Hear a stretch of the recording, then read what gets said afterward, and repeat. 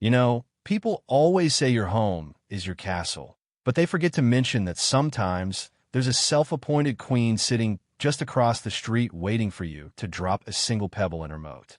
I'd spent 15 years in this neighborhood, long before the paved roads and the uniform mailboxes and the silent, judging eyes behind expensive curtains became the norm, and I never thought I'd be the one standing in my own driveway with two police officers telling me to keep my hands where they could see them. It all started on a Tuesday, one of those sweltering afternoons where the air feels like wet wool, and I just pulled my truck in after 6 months of backbreaking work on a pipeline project out in West Texas. I was tired, I was dusty, and all I wanted was a shower and a beer.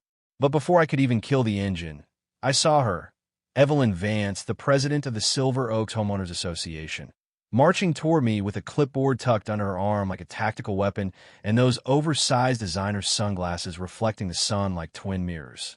She didn't end oppos, tee off for A and quote, welcome home and quote, or even a nod. She just pointed a manicured finger at my Ford F-150 and told me I couldn't end oppos. T park that in quote, industrial eyesore in quote, in a residential zone because it violated the aesthetic harmony of the block. I remember looking at her, my head throbbing from 12 hours of driving, and I just laughed, which was probably my first mistake because Evelyn doesn't do humor, she only does compliance. She told me right then and there that I was trespassing on HOA-managed common ground, a claim so absurd it made my skin crawl. And when I told her to get off my property, she didn't in oppos. T flinch, she just reached in her blazer, pulled out her phone, and dialed 911 while maintaining eye contact the whole time with this chilling, triumphant little smirk. Within 10 minutes, 2 squad cars were idling at my curb, and as the neighbors started peeking through their blinds, Evelyn was standing there, arms crossed, telling the officers that I was a vagrant occupant of a foreclosed lot who was threatening the safety of the committee. As I stood there producing my ID, watching the handcuffs jingle on the officer's belt, I felt this strange, cold clarity wash over me. Because what Evelyn didn't in oppos, T realized, what no one in this manufactured paradise realized, was that I wasn't in oppos. T just some guy with a loud truck. My family had owned this ridge for 3 generations, long before the developers came in with their glossy brochures and their, in quote, Silver Oaks, in quote, branding. And while I'd sold off most of the acreage years ago, I kept a very specific, very irregular strip of land that cut right through the heart of the new development. And as I looked past Evelyn's shoulder at the pristine, gray-sided HOA management office, the place where she spent her days dreaming up new ways to find people for the wrong shade of mulch, I remembered a very specific conversation my father had with a surveyor back in 1994, and I realized that Evelyn Vance had just started a war on a battlefield she didn't and oppos to even know I owned. Back in the day, this place was an and oppos, T Silver Oaks. It was just the ridge, a stretch of wild oak and limestone where the only rule was that you helped your neighbor if their tractor got stuck, and you minded your business the rest of the time. I grew up playing in the creek that ran through what is now the 4th hole of a private golf course, and I watched as the old farmsteads were slowly swallowed up by, in quote, the development, end quote. It happened gradually, then all at once. The orange flags appeared, the bulldozers roared, and suddenly there were gates and committees and people like Evelyn who moved in from the city and decided that, end quote, community, end quote, meant making sure everyone's grass was exactly 2.5 inches tall. I'd watched them build that HOA office 5 years ago, right at the entrance of the estate, and I remember thinking it looked a bit close to my property line, but I was busy, I was traveling, and I figured they'd done their due diligence. I mean, who build a permanent stone structure without checking the plat maps, right? But Evelyn made it personal. C, she didn't in oppos. T just want order. She wanted submission. She started sending me fines for, in quote, non-conforming porch furniture, in quote. While I was away, she threatened to leave my house because my mailbox had a tiny speck of rust on the hinge, and she even tried to tell me I couldn't and oppos. T-fly the old weathered flag my grandfather brought home from the war. She targeted the older folks too, like Mrs. Gable, who's 80 if she's a day, sending her a $300, in quote, emergency assessment, end quote, for sidewalk repair that didn't end oppos. T even happened in front of her house. And when Mrs. Gable cried on her porch, Evelyn just stood there with that clipboard unmoved, citing, in quote, Article 4, Section B, like it was the Ten Commandments. It was a reign of terror by paperwork, and by the time those cops left my driveway that Tuesday, after realizing I did, in fact, live there, I knew I couldn't oppose. Just sit back and take it anymore, because people like Evelyn Dawn and oppose. Stop until they've sucked all the soul out of place. I spent that night at my kitchen table, the one my dad built, surrounded by old, yellowed survey maps and deed transfers that smelled like dust and cedar, and as I traced the lines with my finger, my heart started racing so hard I could hear it in my ears.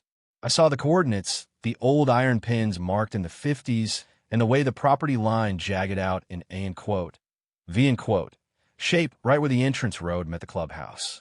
I called an old friend, a retired surveyor named Silas, who knew every rock and tree in this county, and when he showed up the next morning with his GPS gear and his laser levels, he spent about an hour whispering well, I'll be damned under his breath.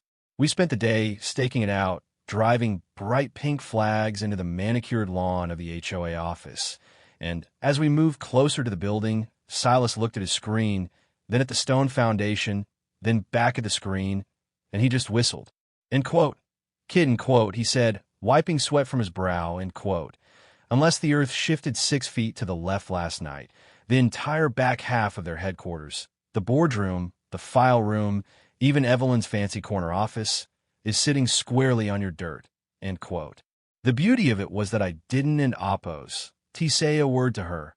I just let the pink flag stay there, fluttering in the wind like tiny warnings, and I watched from my window as Evelyn came out and tried to pull them up, only for Silas to step out of his truck and tell her that interfering with a legal survey was a misdemeanor.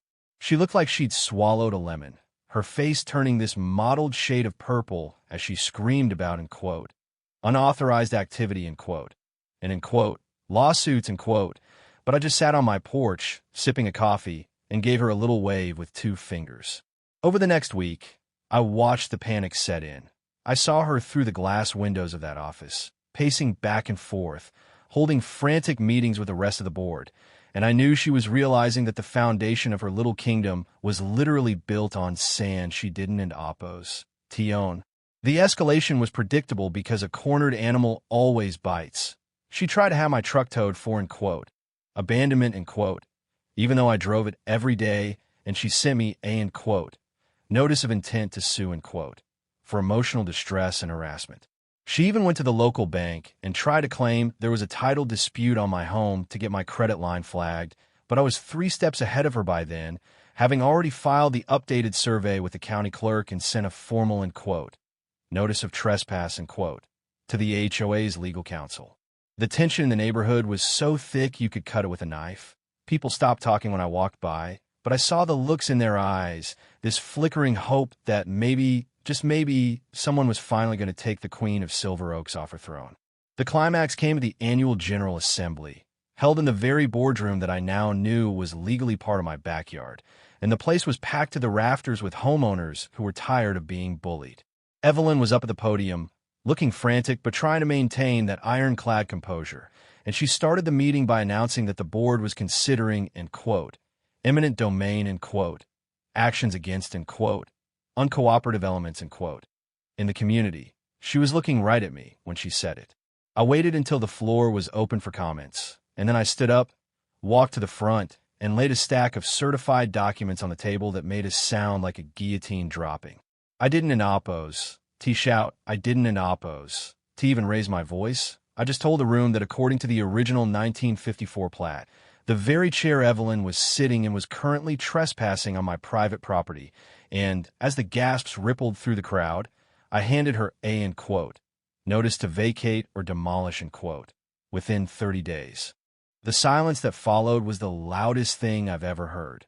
And for the first time in my life, I saw Evelyn Vance's mouth just hang open, her clipboard slipping from her fingers and clattering to the floor like a broken shield. She tried to stammer out something about, clerical errors, settlements, but the neighbors weren't oppose. Having it. They started shouting about their own fines, about the bullying, about the illegal assessments, and within 20 minutes, the rest of the board had resigned on the spot to avoid being named in the inevitable lawsuits. I walked out of that building as the sun was setting, feeling the weight of 15 years of frustration just evaporate into the evening air. But as I stood on my porch later that night, looking at the dark, empty office across the way, I realized that I had a choice to make. I could have insisted on the demolition. I could have watched the bulldozers tear that building down stone by stone and enjoyed every second of the dust. But that would have just made me another version of Evelyn, wooden and oppos. It? Instead, I offered the community a deal. I leased them a land for $1 a year, provided that Evelyn Vance was barred from any leadership position for life, and that every single fine issued in the last 3 years was audited and refunded. They took the deal in a heartbeat, and 2 weeks later, I watched a moving van pull up to Evelyn's house as she packed her designer bags and headed for a condo in the city, where I'm sure she's currently complaining about the color of the hallway carpet. The neighborhood is quiet again now, but it's a good kind of quiet, the kind where you can hear the birds in the oaks and the sound of neighbors actually talking to each other across the fence without checking a rulebook first. But sometimes I wonder, as I sit out here on my porch watching the new, much friendlier board members walk into that office, if I did the right thing by letting the building stand, or if I just handed the next person a new podium to stand on. What would you have done? Would you have torn it down and make a point? Or did I play it too soft? Because in a place like this, power is a funny thing. Everyone wants it until they realize how heavy the ground is beneath them. Drop a comment and tell me if I was a hero or just a sucker who let them keep their clubhouse. I'm curious to see where you draw the line.